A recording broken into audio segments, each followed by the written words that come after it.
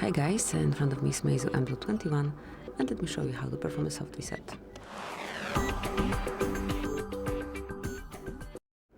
So basically all you have to do is tap on power button along with volume down button. Just tap on both and hold.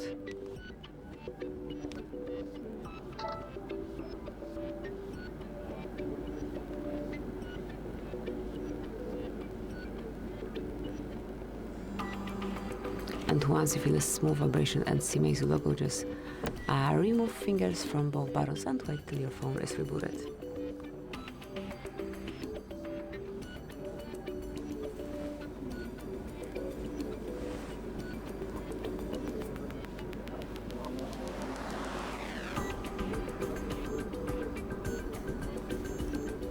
And that's it, that will be all. So, thank you for watching.